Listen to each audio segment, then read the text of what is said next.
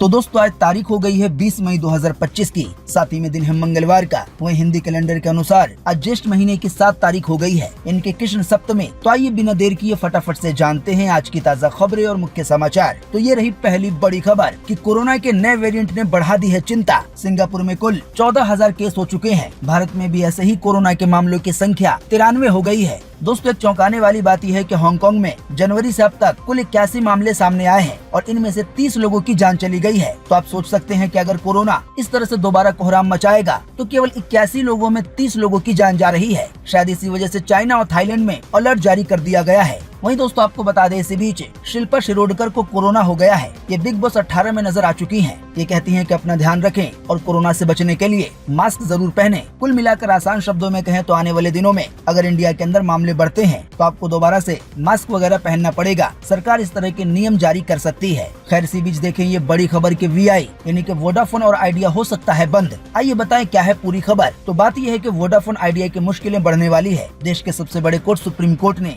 अभी हाल ही में बीते 19 मई को वीआई के इस मांग को खारिज कर दिया है कि उन पर जो सरकार का कर्ज है उसमें रियायत दी जाए, उसमें छूट दी जाए। कोर्ट द्वारा कहा गया है कि तुमको कर्ज भरना ही पड़ेगा। तो कंपनी की ओर से ये खुद कहा गया है कि अगर आने वाले साल तक यानी कि 2026 तक सरकार हमारा साथ नहीं देगी तो शायद ये कंपनी बंद हो जाए, यानी कि वीआई वोडा आइडिया दोनों ही बंद हो जाएं। खैर देखेंगे अगली बड़ी खबर के सुप्रीम कोर्ट बोला भारत कोई धर्मशाला नहीं है जो सभी लोगों को शरण दे। दोस्तों बिल्कुल आसान शब्दों में समझते हैं कि श्रीलंका का एक नागरिक है, उसको इंडिया छोड़ने का आदेश दिया गया तो वो कोर्ट पहुँच गया कि भाई मुझे शरण दी जाए। मामला यूएपीए का था। अब ये क्या है इसके बारे में आप सर्च कर सकते हैं। तो जब ये मामला घूम फिर कर देश के सबसे बड़े कोर्ट सुप्रीम कोर्ट के यहाँ पहुँचा तो सुप्रीम कोर्ट ने कहा कि भारत कोई धर्मशाला नहीं है जो सभी लोगों को शरण दे। सुप्रीम कोर्ट द्वारा ये कहा गया कि हम ऑलरेडी 140 करोड़ लोगों के साथ संघर्ष कर रहे हैं, तो हम कैसे किसी दूसरे देश के वासी को शरण दे सकते हैं। वहीं आपको बता दें इसी बीच बहुत सारे घुसपैठिए बांग्लादेशी रोहिंग्या वगैरह भी पकड़े जा रहे हैं और इनको डिपोर्ट किया जा रहा है। और ये बात सही है कि हमारे देश की आबादी पहले ही काफी ज्यादा है। आप इस बात से अग्री करेंगे? अग्री है तो इसी वीडियो के नीचे कमेंट बॉक्स में 1 लिखें वरना 2। खैर देखें एक और बड़ी खबर कि हाई कोर्ट ने संभल जामा मस्जिद सर्वे को सही ठहरा दिया है। मुस्लिम पक्ष की अपील खारिज कर दी है। जी हाँ, यूपी के संभल में एक जामा मस्जिद है, एक बड़ी मस्जिद है। इसको लेकर भी हिंदू पक्ष ने ये दावा किया था कि ये जगह हमारी है, यहाँ पे हमारे भगवान की मूर्तियाँ हो सकती हैं। हालांकि मुस्लिम पक्ष ने इसको नकारा और मामला पहुँच गया कोर्ट में। लेकिन मुस्लिम पक्ष ये चाहता था कि सर्वे भी ना हो, लेकिन अब सर्वे की अनुमति मिल गई है हाई कोर्ट द्वारा। देखें इसी बीच एक और बड़ी खबर के सुप्रीम कोर्ट में आज वक्फ मामले पे होगी सुनवाई। अंतरिम आदेश आ सकता है आज। जैसा कि शायद आप जानते होंगे अभी हाल ही में बीजेपी सरकार ने वक्फ बोर्ड को लेकर कई तरह के बदलाव किए थे। हालांकि इन नए नियमों पे नए बदलाव पर बहुत सारे मुसलमानों ने ऐतराज जताया और कहा कि गलत है। मामला पहुंच गया कोर्ट में और ये मामला कई बार तारीख देकर आगे बढ़ाया जा चुका है और फाइनली आज 20 मई 2025 को इस मामले में सुनवाई होगी और ऐसी उम्मीद है कि इस मामले में अंतरिम आदेश आ सकता है, यानी कि वक्फ बोर्ड को लेकर जो कानून बनाए गए हैं नए वाले तो वो लागू होंगे या नहीं। तो सरकार की जीत होती है या मुस्लिम पक्ष की, ये देखना बड़ा ही महत्वपूर्ण होगा। खैर हम बढ़ते हैं अगली खबर की ओर जो आ रही है महंगाई को लेकर। तो अगर आप यूपी में रहते हैं तो यूपी में बिजली 30% महंगी हो सकती है। बिल्कुल आसान शब्दों में कहें तो अगर अभी इस समय आपका बिजली बिल 1000 रूपए आता है तो वो 1300 रूपए हो जाएगा। हालांकि आपको बता दें अभी इस समय ये केवल एक प्रस्ताव है और क्या पता इसका देखी और भी राज्यों में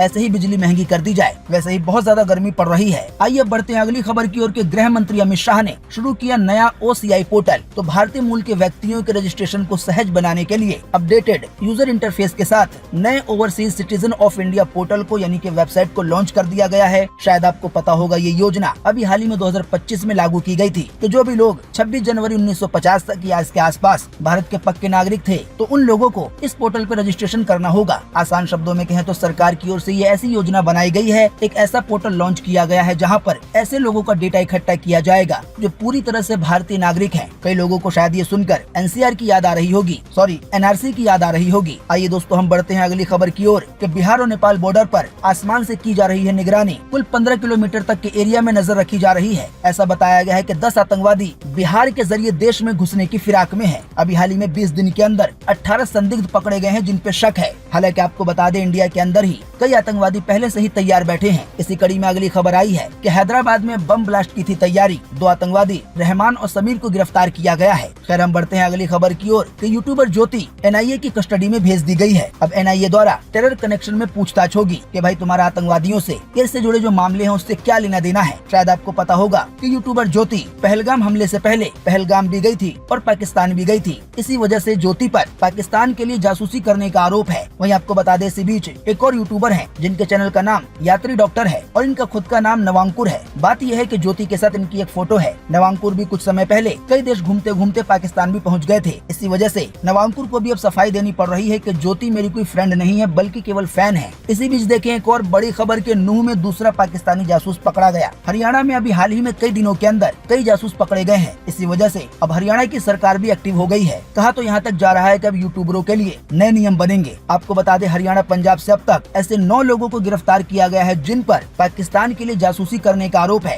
खैर देखें इसी बीच एक और बड़ी खबर कि हरियाणा के डॉक्टर पर देशद्रोह की FIR की गई। इन्होंने अभी हाल ही में पाकिस्तान का सपोर्ट किया था और सोशल मीडिया पर PM मोदी का AI से क्रिएटेड आपत्तिजनक वीडियो शेयर किया था। इसी वजह से इन पे FIR हुई है। तो भाई सोशल मीडिया पे आपको फ्रीडम है, कुछ भी पोस्ट मत करो। किसी के बारे में कुछ बोलना है, कुछ आलोचना करनी है तो मर्यादा में दायरे में रह के करो, वरना कार्रवाई के लिए तैयार रहो। देखें ऐसी ही एक और खबर के सेना पे कमेंट करने वाले हरियाणा के प्रोफेसर सुप्रीम कोर्ट पहुंचे हैं। बात यह है कि अभी हाल ही में हरियाणा के एक प्रोफेसर जिनका नाम अली खान महमूदाबाद है, इनको गिरफ्तार किया गया क्योंकि इन्होंने ऑपरेशन सिंदूर को लेकर कई आपत्तिजनक शब्दों का इस्तेमाल किया था। तो भाई धर लिया गया। अब धरने के बाद ये पहुंच गए हैं सुप्रीम कोर्ट। हालांकि आपको बता दें इसी बीच जमीयत उलमा हिंद के अध्यक्ष मौलाना महमूद असद मदनी ने प्रोफेसर अली खान का सपोर्ट किया है और कहा है कि सरकार की आलोचना करना देश का विरोध नहीं है। खैर बढ़ते हैं अगली खबर की ओर के मिसाइल से गोल्डन टेम्पल उड़ाना चाहता था पाकिस्तान, तो ये पता चलते ही गोल्डन टेम्पल में आयरन डोम तैनात किया गया ताकि कोई मिसाइल वगैरह आए तो उसको हवा में ही मार गिराया जाए। आपको बता दें ये जानकारी सेना के एक अफसर ने दी है और इसे बड़ा खुलासा माना जा रहा है।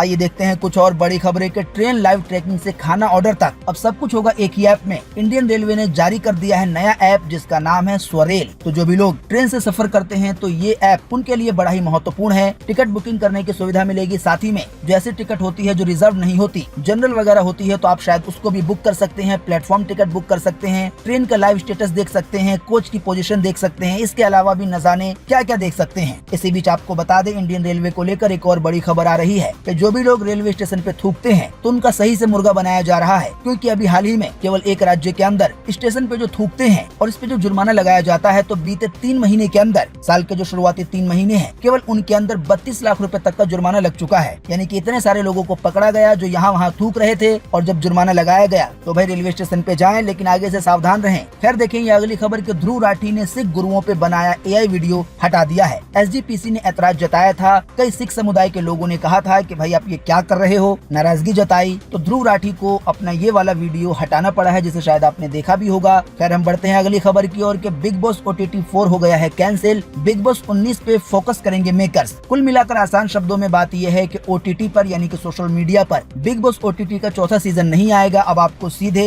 जो मेन वाला बिग बॉस है, बिग बॉस का 19वां सीजन, वो टीवी पर देखने को मिलेगा। या ऐसा हो सकता है टीवी के बजाय वो आपको जियो हॉटस्टार पे देखने को मिले। आइए बढ़ते हैं अगली खबर की ओर कि बिटकॉइन के कारोबार पर सुप्रीम कोर्ट हो गया है सख्त। सरकार से मांगी है बिल्कुल साफ साफ नीति। आसान शब्दों में कहें तो देश के सबसे बड़े कोर्ट ने ये कहा है कि बिटकॉइन को लेकर यानी कि जो क्रिप्टो करेंसी है उसको लेकर देश के अंदर क्या नीति है, क्या कानून है, इसके बारे में बिल्कुल साफ साफ बताया जाए। खैर हम बढ़ते हैं अगली खबर की ओर कि रसना अब रेडी टू ड्रिंक प्रोडक्ट बेचेगा। रसना कंपनी ने हर्शीज इंडिया से जंपिंग ब्रांड खरीद लिया है। आने वाले दिनों में आपको फ्रूटी वाली कंपनी की तरह रसना कंपनी के लेमन वाले जूस, लीची वाले जूस, अमरूद वाले जूस, छोटे छोटे पैकेट 10 रुपए वाले देखने को मिलेंगे। देखें अगली खबर के रोटी और जूस के बाद अब मसाज में थूकने का आया मामला सामने। गाजियाबाद में आरोपी को गिरफ्तार किया गया है। शायद आपको पता होगा कई बार कई लोगों को देखा गया है कि वो लोग रोटी में या जूस में थूक रहे थे और लोगों ने देख लिया, फिर पकड़ लिया। अब इसी तरह से मसाज में थूकने का मामला सामने आया है, जिसमें नाई का काम करने वाला यानी कि बाल काटने वाला एक व्यक्ति चेहरे पे मसाज करने के दौरान क्रीम के साथ थूक लगा के मसाज कर रहा है। अब आरोपी को पकड़ लिया गया है कि भाई थूक में तुम्हारे ऐसा क्या ही है। खैर देखते हैं अगली खबर के सरकार ने बांग्लादेशी सामानों पर नए प्रतिबंध लगा दिए हैं। अभी हाल ही में बांग्लादेश ने इंडिया के खिलाफ कुछ अपशब्दों का इस्तेमाल किया। इन पूरी बात को इंडिया ने बहुत ही सीरियस लिया और अब बांग्लादेश को बताया जा रहा है कि आप जो सामान हमारे देश में भेजोगे, जो हम इम्पोर्ट करेंगे, चाहे वो शर्ट हो, पैंट हो, टी शर्ट हो, बिस्कुट हो, चिप्स हो, इसी तरह की कई और चीजें हो, तो आप ये केवल मुंबई के नवा शेवा पोर्ट से या कोलकाता के श्यामा प्रसाद मुखर्जी पोर्ट से ही भेज सकते हो। इसके अलावा जो भी पोर्ट हैं, जो भी समुद्री रास्ते हैं, उनको बांग्लादेश के लिए बंद कर दिया गया है। खैर देखें इसी बीच ही अगली बड़ी खबर के ऑपरेशन सिंदूर के बाद पीएम मोदी गुजरात में करेंगे पहली सार्वजनिक सभा। देखें इसी बीच पीएम मोदी को लेकर एक और बड़ी खबर के 103 रेलवे स्टेशनों का हुआ पुनर्विकास। पीएम मोदी आने वाले 22 मई को यानी कि परसों अमृत भारत स्टेशन योजना के तहत इसका उद्घाटन करेंगे। आसान शब्दों में बताएं तो अभी हाल ही में कुछ समय पहले पीएम मोदी ने इसकी शुरुआत की थी। इसके तहत जो रेलवे स्टेशन है उनको अच्छा बनाया जा रहा है। इसी कड़ी में लगभग 1300 रेलवे स्टेशनों को आधुनिक बनाना है, पहले से बेहतर बनाना है और अभी तक 103 रेलवे स्टेशनों का पुनर्विकास हो चुका है, तो इसी का उद्घाटन किया जाएगा। उम्मीद करते हैं इससे आपको काफी कुछ जानकारी मिली होगी। हम बस इसके बदले में इतना ही चाहते हैं कि आप इस वीडियो को लाइक कर दें और शेयर कर दें, क्योंकि आपका लाइक और शेयर करना ही हमारी मेहनत का फल होता है। वीडियो देखने के लिए आपका बहुत बहुत धन्यवाद। Thanks for watching.